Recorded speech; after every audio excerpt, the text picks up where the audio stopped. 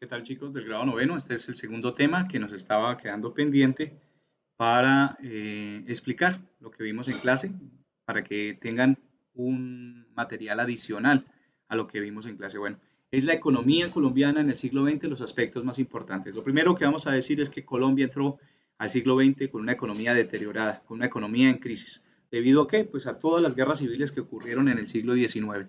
Pero al final del siglo XIX y al comienzo del siglo XX estábamos todavía en la guerra de los 1000 días.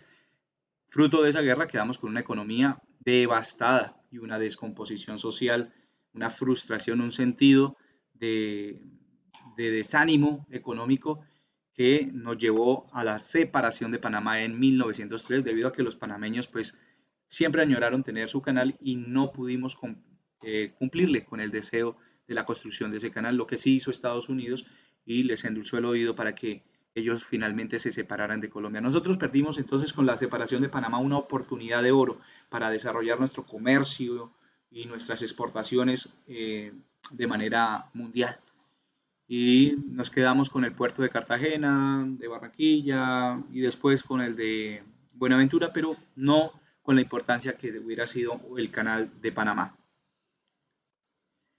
Nuestra economía durante el comienzo del siglo XX no fue de exportación. Los productos agrícolas eran más de tipo subsistencia y solo exportábamos algunos metales, además de algunas manufacturas, pero no era un mercado de exportación importante. Teníamos un mercado de consumo interno, una economía de subsistencia interna, una economía cerrada, todavía muy agropecuaria, pero agropecuaria cerrada solamente para nuestros municipios, nuestros departamentos, incluso dentro de los departamentos, porque los productos no se podían sacar muy lejos debido a que la falta de vías de comunicación, carreteras, carreteables, para sacar los productos de las veredas era muy difícil y se dañaban, se podrían, porque las verduras y las frutas necesitan un transporte rápido para poder ser vendidas antes de que se dañen.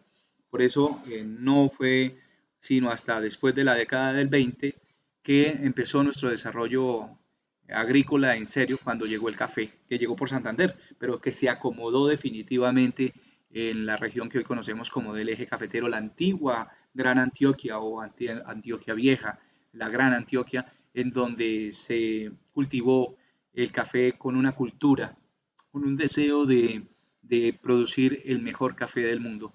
Se fundó la Federación Nacional de Cafeteros y se hizo un empeño fuerte por posicionar este producto en los mercados internacionales. Esto llevó a que esta marca Café de Colombia fuera reconocida casi como el segundo o tercer emblema a nivel mundial después del de Coca-Cola y el de McDonald's. Algunos publicistas decían que ese era el nivel de posicionamiento de esta marca a nivel internacional. Seguimos.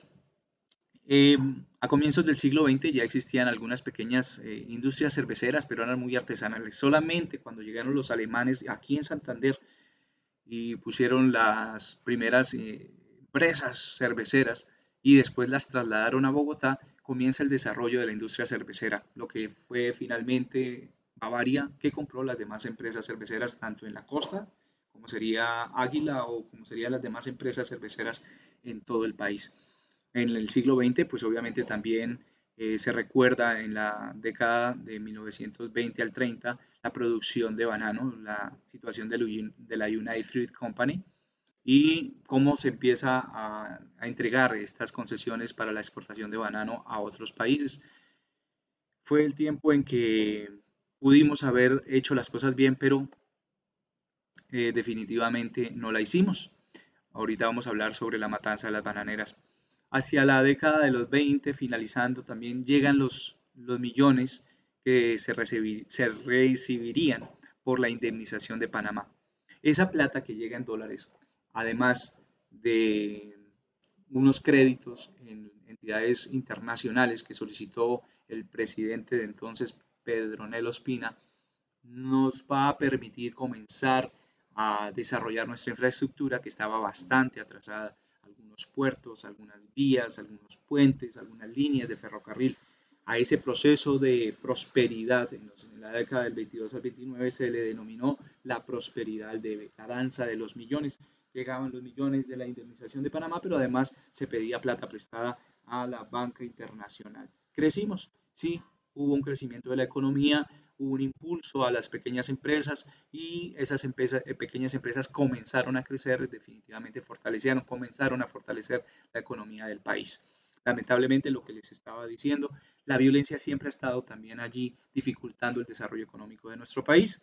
Aquí ven ustedes, por ejemplo, el hecho ocurrido en Ciénaga Magdalena en 1928, cuando ante una manifestación, una huelga que hacían los trabajadores del banano, el gobierno del presidente Miguel Abadía Méndez ordenó la disolución de esa manifestación y fruto de eso, pues más de 1000 personas fueron asesinadas. Esto generó un clima de frustración, de dolor, de venganza, de reticencia, de enemistad con las compañías extranjeras y tampoco nos benefició porque si bien estas estaban vulnerando los derechos de los trabajadores, pues tampoco se llegó a una negociación con ellos que permitiera el ingreso de esos capitales y mejorar las condiciones laborales. Digamos que fue un clima más fue de desconfianza. Esto enrareció el clima económico de nuestro país y se va a ver agravado con la violencia política que siempre nos ha acompañado, pero que ahora se va a agravar tras el asesinato el 9 de abril de 1948 del líder liberal Jorge Eliezer Gaitán Ayala, que trajo para Bogotá una serie de atrasos porque Bogotá se estaba desarrollando casi al nivel de las capitales europeas. Ustedes pueden ver ahí el tranvía, un tranvía moderno para la época con el que contaban las principales capitales del mundo. Eh, Cuando asesinan a Jorge Eliezer Gaitán, sus seguidores enardecidos en todo el país, pero en especial en Bogotá, saquearon el comercio, saquearon las industrias, entraron a las ferreterías. La industria, digamos, manufacturera pequeña que estaba surgiendo en los alrededores de Bogotá y la zona comercial en Bogotá sufrió mucho y Bogotá tuvo allí casi que un atraso de entre 5 y 10 años en su progreso y en su desarrollo que estaba bien encaminado. De hecho, ese tranvía se acabó en Bogotá y a partir de entonces no volvieron a tener tranvía, que era un sistema que hubiera permitido desembocar mucho más fácil en un metro para la capital y nosotros nos acomodamos al sistema de transporte de buses, que es lo que ha hecho que de alguna manera también no tengamos un metro en la capital. Acá viene la evolución después de la muerte de Jorge Eliezer Gaitán, el periodo de violencia. Vamos a encontrar unas medidas de proteccionismo, el ingreso de los dólares por la bonanza cafetera, cuando llegan los dólares por la bonanza cafetera, el proteccionismo que les digo, es decir, se protege la producción nacional.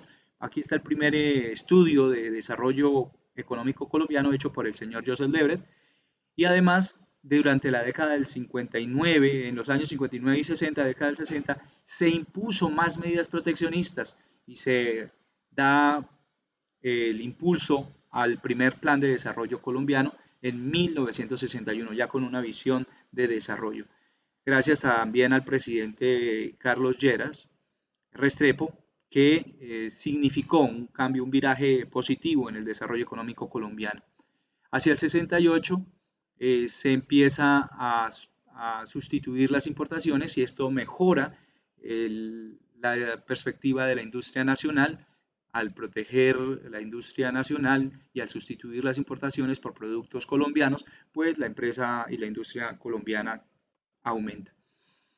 Así vamos a llegar prácticamente hasta la década de los 80 con un proteccionismo y llega la caída del muro de Berlín, se cae el sistema socialista económico en el mundo y surge a nivel mundial y con fuerza el libre mercado, la economía de puertas abiertas o apertura económica y la globalización, la internacionalización también de la economía. Esto hace que a nosotros nos sorprenda todas estas políticas de economía abierta cuando nosotros veníamos con un sistema proteccionista. Nosotros es como tener un minusválido, un discapacitado mejor y de pronto decirle, ahora salga a correr.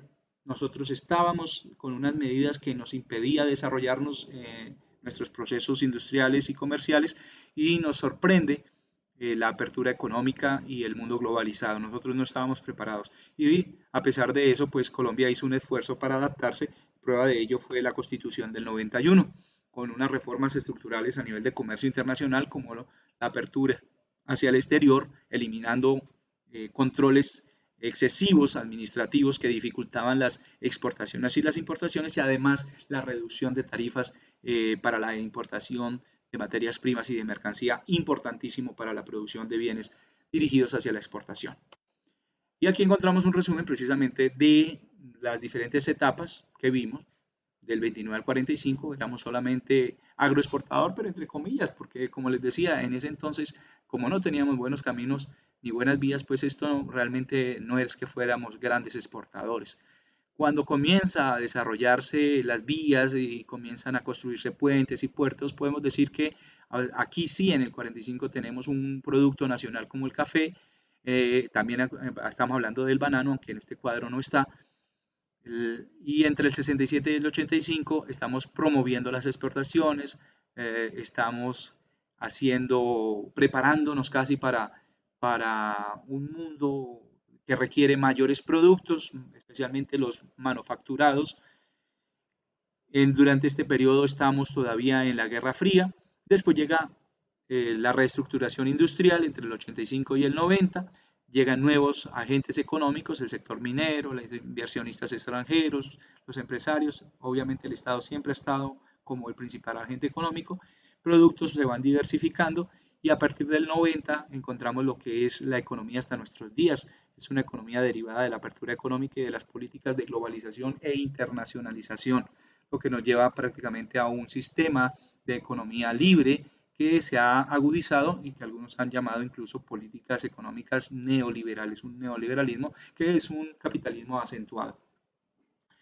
Bueno, eso era todo por hoy. Quería agradecerles y espero que preparen su evaluación para la semana del 27 al 31. Cuídense, Dios los bendiga, un gran abrazo, chao, chao.